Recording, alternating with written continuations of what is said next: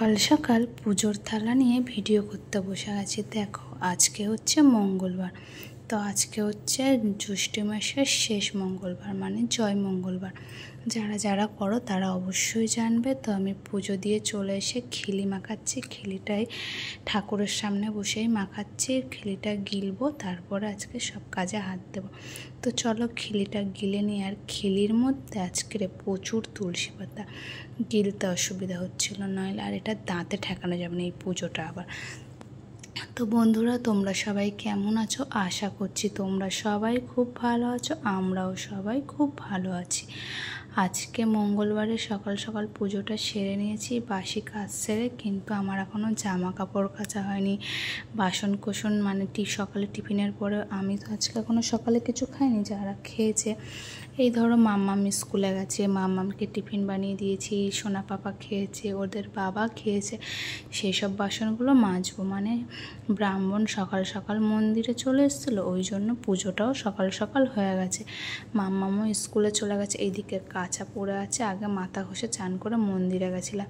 তো এই কাঁচাগুলো এখন ভিজাবো, ভিজিয়ে মাছ টাছগুলো নুন হলুদ দিয়ে মাখিয়ে রেখে গেছিলাম। কাচাকুচি করে এসে রান্না বান্না করে নিচ্ছি। এইদিকে দেখো মাছের ঝোল আলু দিয়ে একদম গামাকো মাখো, আর সব মাছ করিনি জানো তো। আর এখানে আছে কাঁকরোল ভাজা। বাবা খাবে আর আমার বর আর মাম্মাম পাপা, ওই এক বাবার আর পাপার খাবার গেছে। তোমাদের দাদা ভাইকে এখন খেতে দেবো। মাম্মাম স্কুল থেকে এসে দেখা যাক কী খাবে। আর সকালে আমার হাজব্যান্ড নিয়ে এসেছিলো ফল, চিড়ে, দই, এইগুলো আজকে পুজোতে দিতে হয়। তো পুজোতে দিয়েছিলাম, আর আমি ও বরকে ভাত দিয়ে আমিও এখন এগুলো মাখিয়ে খাবো। চলো এগুলো আগে মাখিয়ে নিই, তারপরে তোমাদের সামনে আসছে। দেখো এদিকে দই দিয়ে চিড়ে মাখিয়েছি, একটা আম কেটেছি, আর দুটো মিষ্টি নিয়েছি। এই জানলার ধারে বসে এখন খাওয়া দাওয়া হবে। আর এই পুজোটা, এই উপোসটাই চিড়ে দইটা খাওয়া যায়, কেন এই পুজোতে চিড়ে দইটা লাগে। তারপরে দেখো একেবারে রাত্রিরে যেটা খাবো সেটা বানানোর জন্য টমেটো, কাঁচা লঙ্কা, শুকনো লঙ্কা সব নিয়েছি। কাঁচা লঙ্কার পরিমাণটা একটু বেশি হয়ে গেছে। আর একটু আদা ভাজছি, তেজপাতা আর গোটা জিরে, সব মশলাগুলো আমি এখানে একটু ভেজে নেব হালকা করে। আলুর দম আর লুচি বানাবো আজকে রাত্রে সবার জন্য। তার জন্য তো এইটা একটু অন্যরকম আলুর দম বানাচ্ছি। একজনের মুখে শুনে একবার করেছিলাম। আর উপোস মুখে থাকলে দেখবে একটু ঝাল ঝাল, একটু এটা মাখা ওটা মাখা খেতে ভালো লাগে, তার কারণে এই আলুর দমটা করছি। তো তোমরা দেখো, তোমাদেরও অবশ্যই ভালো লাগবে। মশলাটা সব রকমের নিরামিষেই তো করব। তো সব মশলা ভেজে ঠান্ডা করতে দিয়েছি, দিয়ে এদিকে আমি এখন তেল গরম করে নিয়েছি, নিয়ে এখন আলুটা ভেজে নেব। আলুটা বেশ ভালো করে ভাজা হবে, ততক্ষণে আমার মশলাটাও হয়ে যাবে। দিয়ে মশলা দিয়ে ভালো করে কষিয়ে নেব। সব সময় তো আদা জিরে দিয়ে আমরা আলুর দম বানাই। তা আদা জিরে, শুকনো লঙ্কা, কাঁচা লঙ্কা, টমেটো দিয়ে একটু ভেজে নিয়ে যদি আমরা সেই মশলা দিয়ে করি, সেটাও খেতে সুন্দর টেস্ট হয়।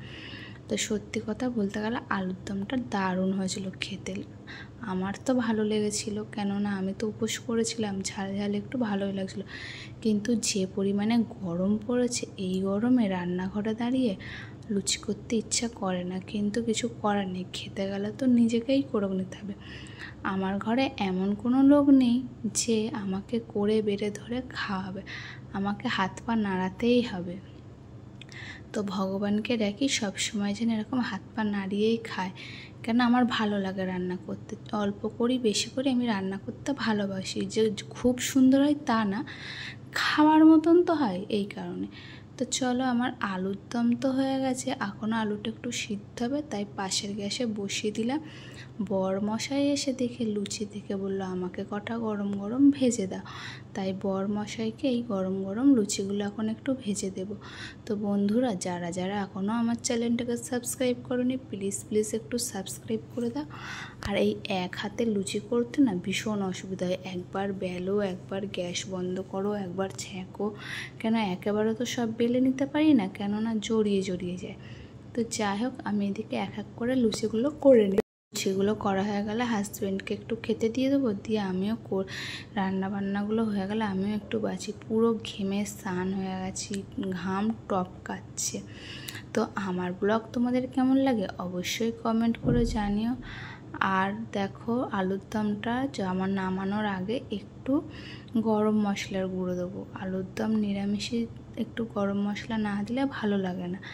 তো ঘিও দেওয়া যায়, তা আমি ঘিটা দেবো না, আমি গরম মশলা দেবো। আলুগুলো এখনও সিদ্ধ হয়নি, জলটা আর একটু মরবে, জলটা আর একটু মরলে তারপর একদম মাখামাখো হবে, বললামই তো, তাহলে ভালো লাগবে খেতে। তা আলু দেখছি সিদ্ধ হয়েছে কিনা, সিদ্ধ হয়নি। সকাল থেকে আজকে অনেক কাজ ছিল, তাড়াহুড়ো করে পুজো দেওয়া, বাড়ি এসে এই করো সেই করো, সারা ঘর এক হাঁটু ছিল, সেইগুলোকে গুছানো, সব কিছু করে দেখো আমার আলুর দমের কালার